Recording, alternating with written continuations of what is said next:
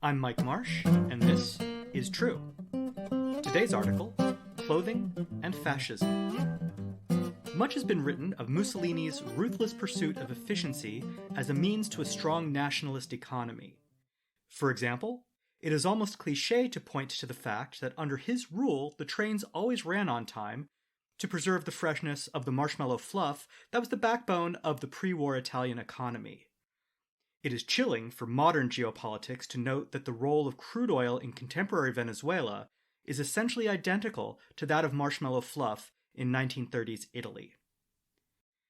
Less has been written of Mussolini's ruthless pursuit of carousels. He was completely obsessed with them and was known to travel for hours just to see a single carousel pony that had been painted in a particularly unique manner.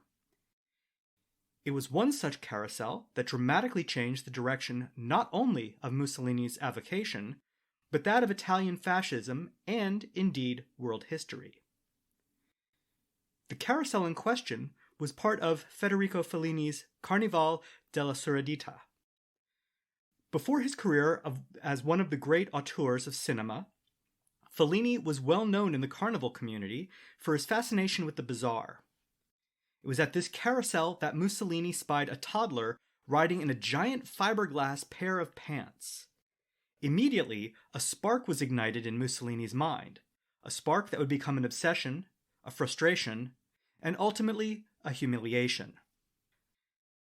Mussolini's idea was to design a pair of techno trousers that would give the wearer the ability to travel great distances at high speed without tiring, while developing exceptionally toned thighs. He immediately focused the bulk of Italian technological research towards the development of these techno trousers, though he was unable to convince Adolf Hitler to assist in this, being met instead with ridicule from his ally, who chose to focus German wartime R&D on the combat skort. Work on the techno trousers greatly influenced Italian foreign as well as domestic policy. The 1936 invasion of Ethiopia, for instance, was planned predominantly to gain control of Ethiopia's vast cotton resources. Mussolini believed this was essential so that the linings in the prototype trousers could be changed to cotton from wool, which caused considerable chafing of the wearer.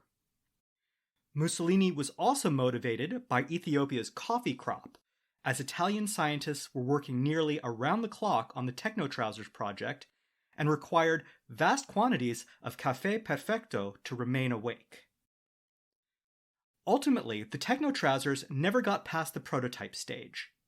The only known deployment of a techno trouser was a prototype worn by Il Duce himself to help keep him upright during his legendary marathon speeches.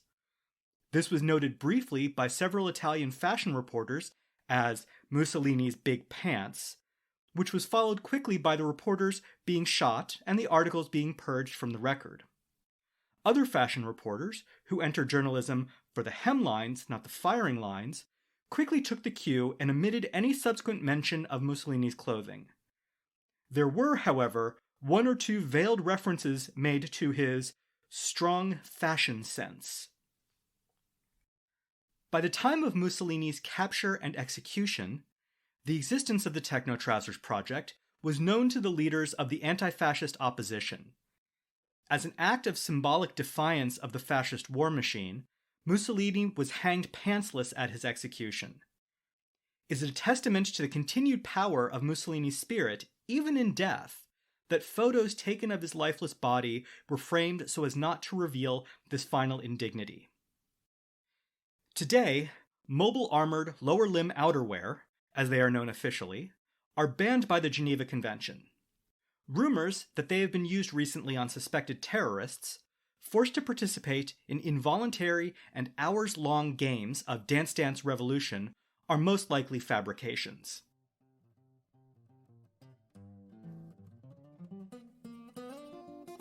This has been True. Find us online at truecast.com. Our theme song is Bouncy by Sean McMullen from his album Everything. You can find more of his music at sofadogstudio.com.